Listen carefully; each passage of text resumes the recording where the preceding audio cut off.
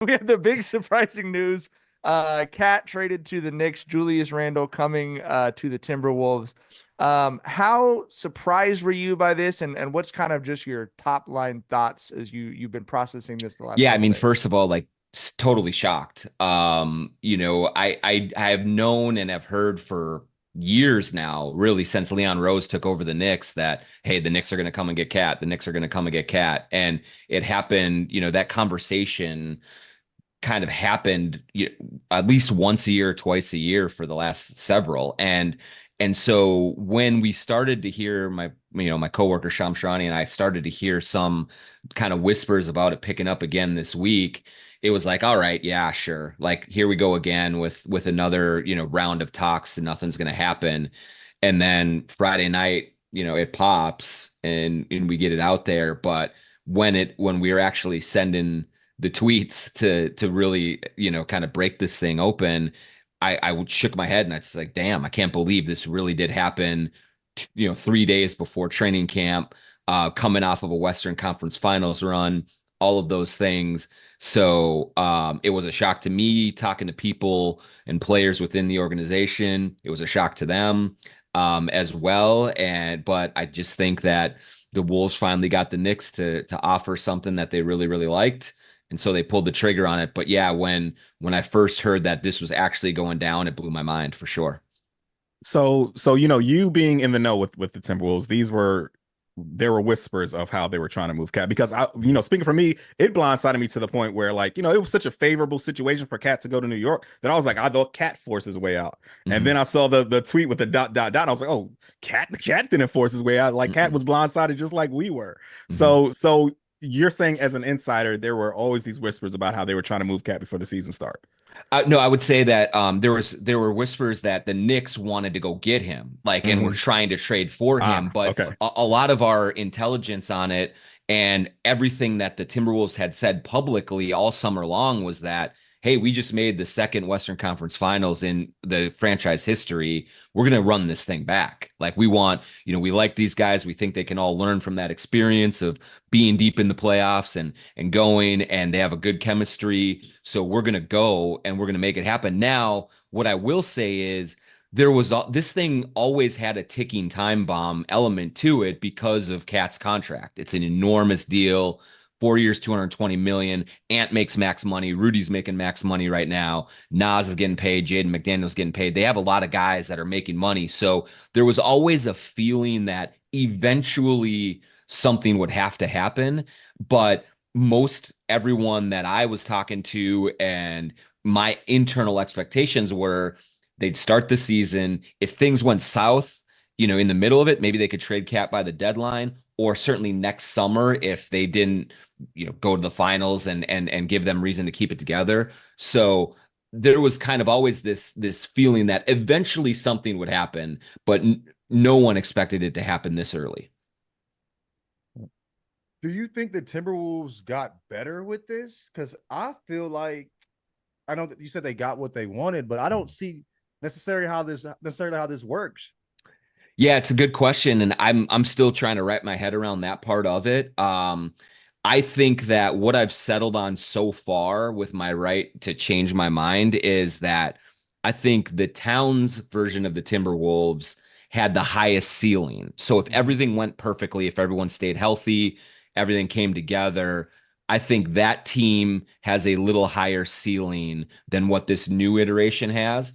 But I do think that two things about it. This team that they have now is deeper Mm-hmm. than that team and a little bit more equipped to withstand an injury, to withstand, the things that happen in an 82 game season and still be good and be in the playoffs and have a chance to go on a run depending on matchups. The other thing that really helps the team right now is when you move off of that big salary, it gives them so much more financial flexibility over the next couple of years to really sign guys, trade for guys Mm-hmm. that can keep Ant in a competitive environment, not just for like the next year or two, but for 5, 6, 7, 8 years going forward. When they were spending like they were with Cat's contract on it, the new collective bargaining agreement, it prevents trades that you can make. Right. It prevents guys that you can free agent signings, and it makes it so much harder to keep turning your roster over just enough to get where you want it to go. So they're in better shape long term from a roster construction standpoint that way. But just for today, I think that that Towns team is probably just a little bit better than what they have right now. But I think you hit it on the head, and my read on it, which I think I've seen you say the same thing, is it feels to me like they're doubling down on Ant, right? I mean, and I felt the same way last year when they made the trade. And you go, I had a lot of friends who were like, that's not going to win them a championship. Why would they do that? I said, well, you can see what the variable they think is going to be different this year is clearly they think Anthony Edwards is going to take a big jump. And it feels like it's the same thing now that, like you said, this is a move that allows them to be flexible around a guy they plan on having be their guy for 5 to 10 to 15 years, whatever it is, right? That being said, the fit of Randle with Ant and particularly with Gobert, I think is going to be really interesting. What's your read on how that? Yeah, I think that is the sort of biggest challenge that Chris Finch, the head coach, has is figuring out the right way to incorporate Randle, because I know that they love DiVincenzo. They think that he is going to be seamless. He's going to come right in. He's going to hit threes. He's going to defend and do what he does, and that's going to work out really well for them. But Randle is not the same kind of shooter that Cat is. And so there's going to be maybe anticipating some floor spacing issues with Gobert. How often can they keep Randle and Gobert out there together? Because they have this other dude, Naz Reid, who can flat out ball and shoot it and do all those things from the 4. And he and Rudy were the best two-man combination net rating wise on the team last year, is when those two were on the floor. And so he's proven that he can play with Rudy. Julius Randle is going to have to come in and kind of like prove it a little bit. I'm not saying he can't. I'm not saying he won't, but the fit is different, certainly, than either Cat or Naz Reid. And so there's going to have to be some acclimating, and I don't know how this is ultimately going to shake out. Are they going to try eventually to get Randle to come off the bench, which would be asking a hell of a lot, or not? But what they do with him to get him comfortable and to get him playing at a high level is going to determine whether this was a really good trade for them, or whether they whether they really sacrificed a true chance at going to the NBA Finals by trading Towns. That Nasri element is what I wanted to ask about, because obviously he's the reigning sixth man of the year. But like, to your point, the him and Gobert lineups are some of the best lineups in the NBA. So today, is your prediction that Naz Reid continues to come off the bench and Julius Randle starts, or the opposite? I think that's my guess right now. Is that Randle will start at the beginning of this, because hey, you're asking a guy to move from New York to Minnesota. And even though the Timberwolves are not the old Timberwolves where, they were just a laughing stock, and they've made playoffs 3 straight years, and they have Ant, and they have a good thing going, you're still making a huge change here. And you need Julius Randle to be really engaged if you want this team to do anything of substance. And Julius Randle also wants to get paid. And so if you ask him to come off the bench, at least right away, that might be a tough pill for him to swallow. And so Naz Reid has already shown that he will come off the bench and he will kill off the bench. He's done it. He's gotten accolades for that. He's gotten contracts for that. And so I think initially the political thing to do probably is to put Randle and Gobert next to each other. But then if that does not work, or if they struggle, then you also have this kind of in case of emergency break glass option, and you can move Reid into that spot. But we'll see. They may come out and say, actually, we're just going to play with a bunch of different lineups and go with the best one and see what happens and just test it out. But my initial guess would be Randle in the starting lineup and Naz continuing to come off the bench.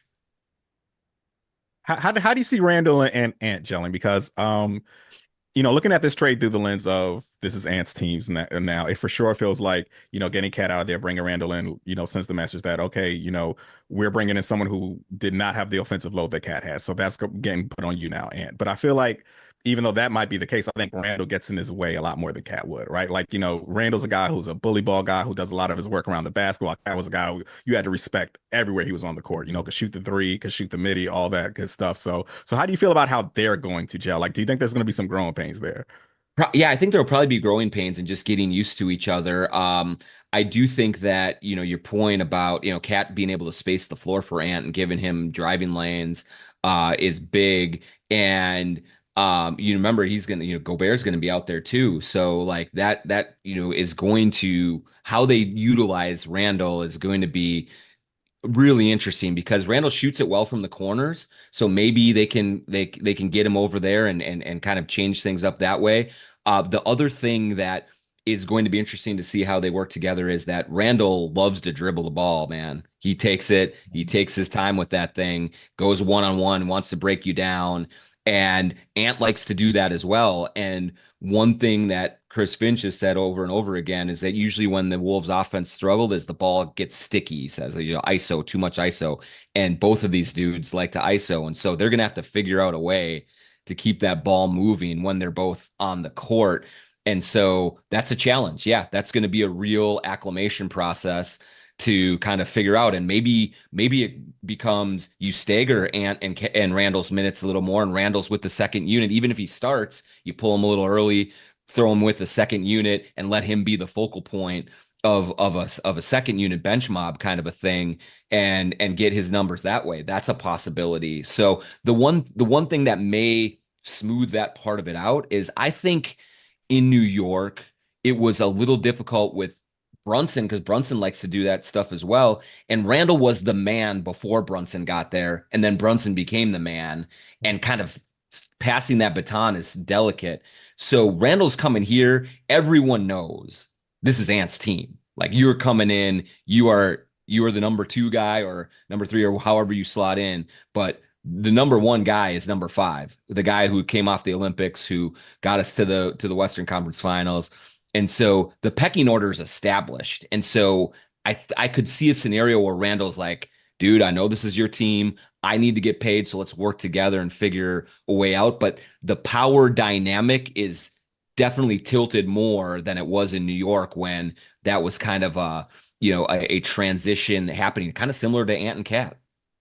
But I think that with Ant and Cat, where Cat was willing to pass the baton. Yes. Where he was fine being the second best, or the second, player on the team, and letting Ant kind of take over and be the leader. It seemed like, was there not an option where he could have stayed and they could have maybe shopped somebody else and maybe Gobert? I don't know. You know what I'm saying? Where they could have played together, because it seemed like he liked that role. And, there wasn't that, vying for, the top spot like there would have been in New York.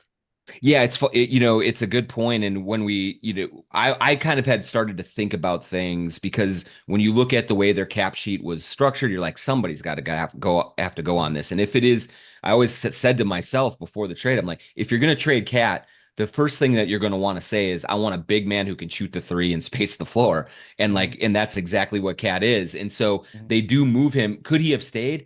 He could have, but I think that what they run into is, if you make the decision, we're going to trade Rudy Gobert, he's not getting the same return with his advanced age, with his contract, with all of that stuff that Cat is. And so it was easier to move Cat that way. Also, moving Cat from a financial standpoint, he had 4 more years left on his deal. And so you're clearing a lot more out by moving him than Rudy, who has 2 more years. So you could have tried to do it and then kept Towns, but I think what they ultimately came to the decision of is, if you move Rudy, you're not getting the same kind of quality talent back, because they still want to remain competitive. They still want to stay in this thing. They don't want to take a big step back.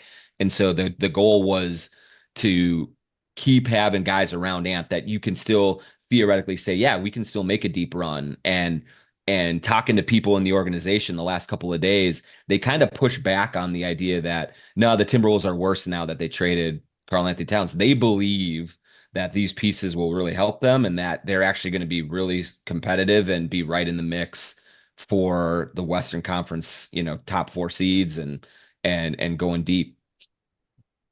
I think there's I mean, certainly if you look at what the new CBA has done, adding depth and flexibility would be sort of the top two priorities for everyone. So I think there's a lot to be said about giving up, like you said, maybe that higher ceiling for being able to achieve both of those goals. I want to ask you about, we talked a little bit before we started recording, just the personal side of it. You've gotten to know Cat. I know, John spent a day with him and talked about what just a really good dude he was. We've certainly made the same type of jokes about Cat that, a lot of other podcasts and stuff have, but this stuff is hard, like we were talking before we recorded, like he was 19 when he got to Minnesota, and he's heard, I'm sure, all the same rumors, but the same way that you and Shams have thought, I'm sure it's been like, well, I've heard those rumors 8 times before. I'm still here. This is where I'm at. I'm dug in. How hard do you think this has been for him? I don't know if you've got reporting on that or whatever, but how big of a shock is this for him, and how hard is it for a guy who spent a third of his life somewhere to, oh, sorry, you're the victim of a need for depth and flexibility and fall into the business side of it is crazy. I can tell you that he was completely shocked by it. He has been publicly stating for years that he wanted to stay in Minnesota, that he wanted to be here. He never asked for a trade. He really got along well with Ant, with Rudy, with everyone here. And so he wanted to ride this thing out. He wanted to see how far they could take it. And so I think that leaving is going to hurt him, like personally. Like he didn't want to go. Now he's from New Jersey. He grew up watching the Knicks. His dad's a huge Knicks fan. So once he gets there and gets acclimated and gets loved up there and stuff, I think he'll be fine and he'll settle in. But I think the initial few days of this have been really hard on him. Let's, just look at what he went through. He came here as a 19-year-old, as the number 1 overall pick. Before he started his first game in the NBA, the president of basketball operations who drafted him died of lymphoma, like got sick, got cancer, died. Later on, his mom catches COVID, dies. In a much smaller scale, in his first 7 seasons, the Timberwolves had 7 general managers and 5 head coaches. He went through the Jimmy Butler stuff, and he came out on the other side of all of that to get to a place where the Wolves are a regular playoff team. They're going deep. He's got a team around him that he feels good about. And now he's going. And it's a hard, cruel thing. And he is, people do make fun of him, and some of it he brings on himself. There's no question about some of the stuff that he invites, and some of he makes himself an easy target. But he is a good-hearted person in the end. And so he wants to be a part of a family. He wants to get along with everyone. And so I do think trading him, I think it stings him for sure. And that's probably going to take a little time to get over. Yeah. I mean, we all understand the business aspect of it here about how they had to cut ties with him because of that whole apron, because of the new CBA and all that. We understand it, but it's still so senseless to me, dude. Like, you got a number 1 pick, a guy who by all means probably wanted to be a lifer, an all-NBA or an all-star, the second best player on your team, and you have to, cut ties with him to be because of the cap situation. Like, it's just, well, we hate that CBA. CJ McCollum, you will pay for your crimes, buddy. The Timberwolves have to get rid of a homegrown 9-year superstar. Like, that's what this is low key, guys. This is low key. The owners have never been able to get a salary cap, and they finally got one. Like this, let's just say it 100%. Simple and plain. And the Warriors should never have had to say goodbye to Klay Thompson ever. Like never. You should not have to do that. The Boston Celtics are for sale because they're too expensive after a championship. And this is what the owners wanted. They wanted to put restrictions in place that are so draconian and so prohibitive that it literally forces your hand to move and keep your costs down. And, there were times when Joe Lacob could pay $1 billion in luxury tax, but now you can't even do that because then you can't make trades. You can't do this and you can't do that. And so, and literally the owners can say, well, it's not my fault. It's the CBA, but they are the ones that constructed the CBA.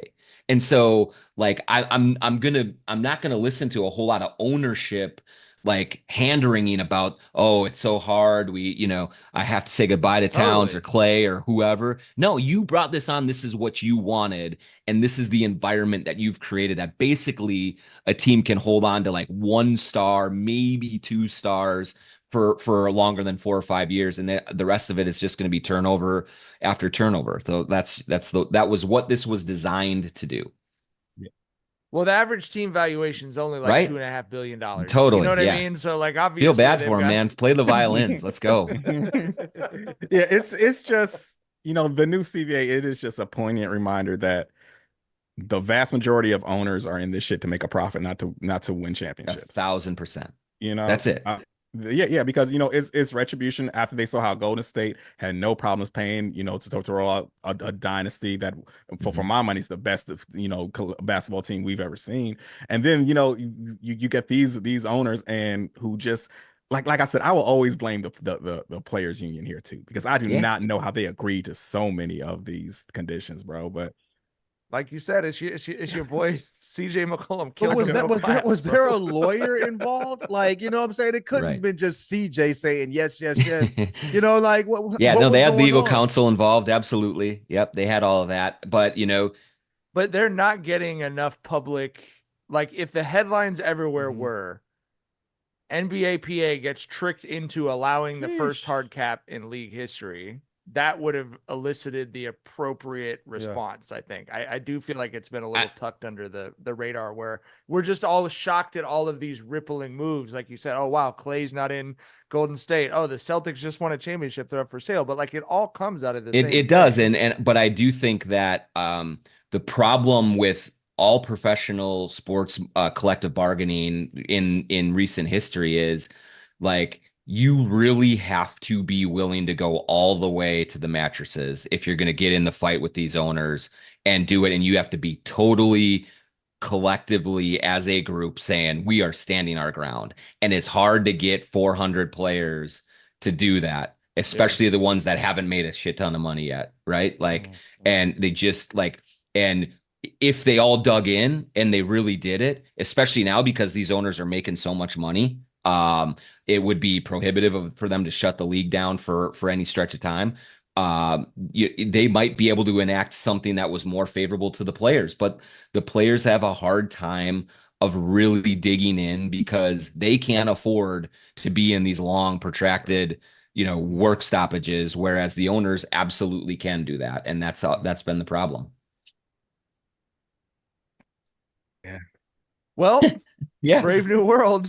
John. Oh, go ahead. John. I was just wondering how you feel about Cat in New York. How it fit there. You know what I'm saying? It's a particular environment. If you're having like a little slump, like he started off the last season kind of rough, and then caught fire to make up for it, right? You know what I mean? But it's a friendlier environment where they're gonna give you those opportunities. In New York, you have like a 2-week stretch where you're stinking up to start the season. It's going to feel a particular way. You have to have a particular disposition to deal with that.